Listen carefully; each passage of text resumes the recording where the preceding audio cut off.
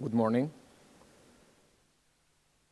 I would like to start by thanking the Foundation, Andreas, Stelios, John, and the team for their support in our work and for giving us the opportunity to present it here today. I would also like to thank all of you for being here today to collectively address Greece's single biggest challenge.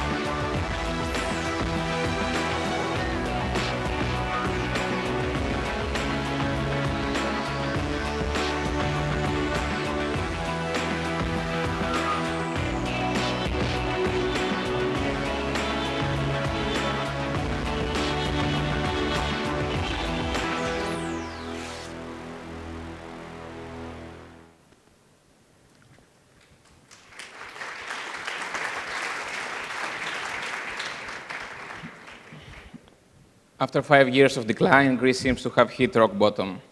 The price of adjustment has been devastating, with severe GDP reduction comparable only to the one lost during the World War II. Economic activity has slowed down by up to 78% in most sectors. Certain reforms have been legislated, some have been implemented, achieving and improving Greece's position in indices like the World Bank doing business. However, Greece remains largely uncompetitive. The trade balance has been improved, but 100% of the improvement is driven by the reduction of imports, as Greece has failed to dramatically or even slightly increase its exports, contrary to what Spain or Portugal have achieved. Above all, unemployment has surged, especially among youth.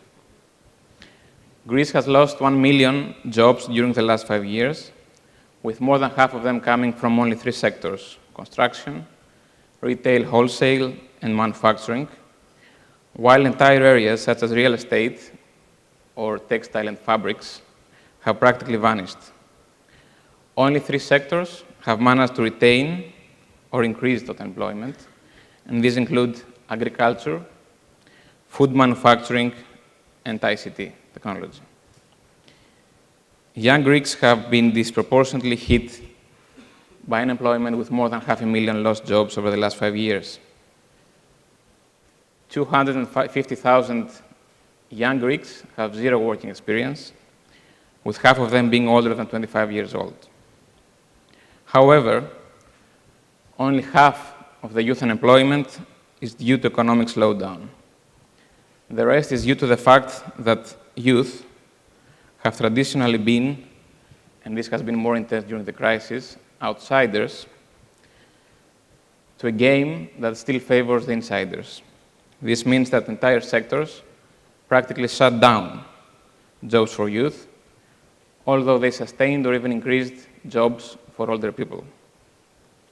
These sectors include agriculture and food processing, but also most of the professions considered dream jobs within the Greek family: doctors, lawyers, bankers, accountants. Only 3 sectors have exhibited positive job creation for youth, which exceeds the 35+ job creation. And these are ICT again, technology, social sector, and administrative work, which practically means that youth are allowed to flourish in sectors where they have a clear skill advantage, like ICT, sectors that do not exist, like social sector, until recently, else they are offered an administrative position. In such an environment, more than 200,000 Greeks, most of them young and qualified, have left the country, and they have sought employment abroad. Greek talent mainly moves within Europe, with approximately half in the UK and Germany. Rather than just a pure brain drain, this movement can actually evolve into brain circulation, providing Greeks with the extrovert mentality and skills that the local market fails to provide at a large scale. To establish sustainable growth, it has finally become clear that Greece needs to focus on specific sectors like agriculture or food, or manufacturing, tourism, logistics, or ICT, where it possesses some structural advantage. However, apart from major reforms and infrastructure upgrades, this big shift of economic activity requires the reskilling and relocation, physical relocation, of hundreds of thousands. This implication is consistently underestimated. More than 640,000 will need to change sector and therefore need to be reskilled, as 2/3 of the jobs that have been lost are not recoverable. Jobs, for example, that have been lost in the retail or in the construction sector cannot fully recover, even within a decade. At the same time, more than 500,000 will need to move out of Athens and Thessaloniki to seek employment and capture opportunities outside the big cities. Contrary to what is believed, there has not been yet a massive flow or outflow of Greeks outside cities. So who can create high-quality jobs in the various sectors of the Greek economy? Up to the crisis, 100% of the job creation was due to small and medium enterprises. However, this job creation was caused by small companies growing in number rather than in size, which means that more and more companies, typically in retail and domestically focused, were created, most often employing nobody else apart from the owner. At the same time, even the big companies as a whole did not manage to create net new jobs. Only 22% of them created new jobs, but as a whole, the large business segment created destroyed jobs even in the good times before the crisis. So who can create high-quality jobs? Not the vast majority of the existing companies, either small or large. There is a minority of 3,000 high-growth existing companies, of which 100 big and 2,900 SMEs, that do have the fundamentals to rapidly scale up and create meaningful jobs. Collectively, these 3,000 companies can create up to 200,000 new jobs, most of them for youth. This leaves us a gap of 800,000 jobs, which needs to be created and filled by new companies. We need approximately 10,000 new high-growth companies with appropriate extrovert focus and high-impact mentality. With the current pace and mix of company creation, which corresponds to approximately 40,000 new companies every year, but only 10% focusing on value-adding sectors and only 1% exhibiting significant growth, it will take Greece 25 years to create the jobs needed. Achieving this in less than a decade would practically require the tripling of the efforts focusing on value-adding sectors from 10% to 30% and the doubling of their success rate. Above all, it would require the creation of a proper business ecosystem which nurtures, supports, and connects high-impact ventures. The current boom in startups is, of course, a good start. We do not, however, expect that the 200 startups that are being created every year can fill the gap of the hundreds of thousands of jobs missing, especially since most of them are focused on a single sector, technology, and only a fraction of them can be really considered high impact. However, as they double every year and as they attract investment from local and international players, they rapidly change perceptions of entrepreneurship, they establish inspiring role models and create solid success stories. So we do need more and better startups, better balanced among sectors, and appropriately supported from idea to maturity in order to create more scale-ups, which will then create more jobs.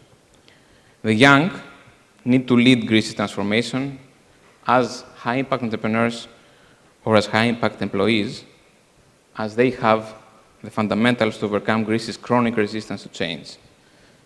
It is obvious that the country has done very little to provide young Greeks with education, employment opportunities, mindset, collaborative spirit, and inspiration.